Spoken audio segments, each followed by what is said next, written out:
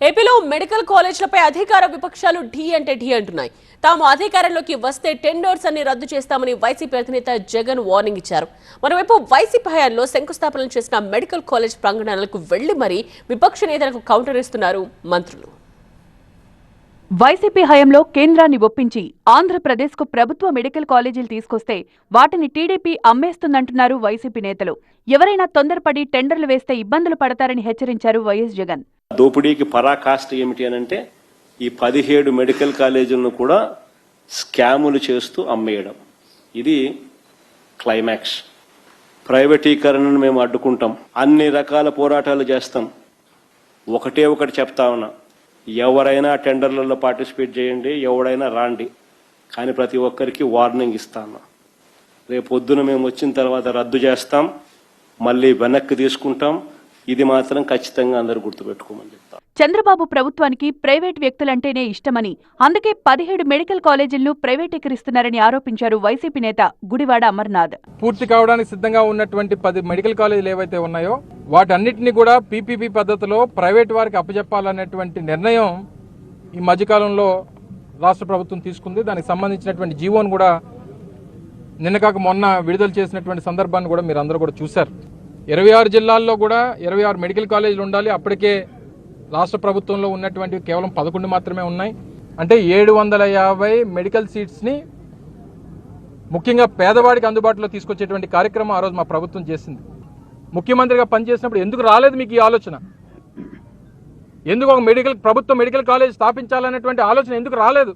Private వారంటే మొగ్గు, corporate వారంటే మొగ్గు, క్యాపిటలిస్టులు అంటే మొగ్గు, ఇవన్నీ చేసి ఈరోజు దారాదత్తం చేసేటువంటి ప్రయత్నం చేస్తూ ఉన్నారు. వైసీపీపై మంత్రి సత్యకుమార్ ఆగ్రహం వ్యక్తం చేశారు.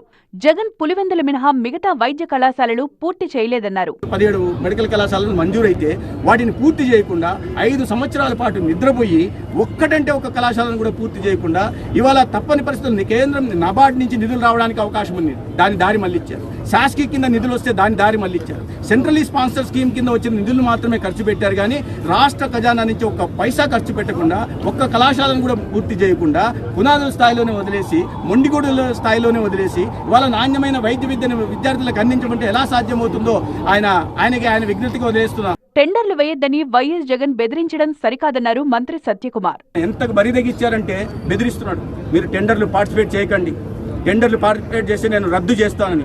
ఎవరు ఏదైనా రాష్ట్రం ఏమైనా అబ్బా సొత్తా ఇష్టం వచ్చినట్టు మీరు టెండర్లు రద్దు చేస్తాము మీకు ఎవరికి బెదిరించడానికి? కళాశాలలు మీరు నిర్మించలేకపోయారు, మేము నిర్మించి పూర్తి చేసి వైద్య విద్యను అందిస్తుంటే ఇవాళ ఆ వైద్య అంటే మీరు బెదిరిస్తే వాళ్ళు రాకపోతే ఎవరు నష్టపోతారు? శ్రీ సత్యసాయి జిల్లాలోని పెనుగొండ మెడికల్ కాలేజీ భవనాలను పరిశీలించిన మంత్రి సవిత వైసీపీపై సెటైర్లు వేశారు.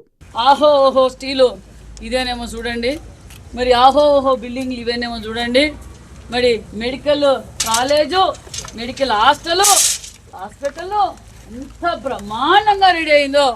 మరి జగన్మోహన్ రెడ్డి గారు కూడా ఒకసారి విజిట్ చేసి జగన్మోహన్ రెడ్డి గారి ట్రీట్మెంట్ ఇక్కడే ఇప్పిస్తాం. జగన్మోహన్ రెడ్డి గారికి వారి కుటుంబ సభ్యులకి మరి ఈ 17 మెడికల్ కాలేజీల్లో ఇప్పించడానికి మేము సిద్ధంగా ఉన్నాం. వైసీపీ వాళ్లకు పీపీపీ అంటే అర్థం తెలియదని లోకేష్ కౌంటర్ ఇస్తే, మెడికల్ కాలేజీల నిర్మాణం అంటే ఏంటన్న విషయం జగన్కు తెలియదంటూ సెటైర్లు వేశారు చంద్రబాబు.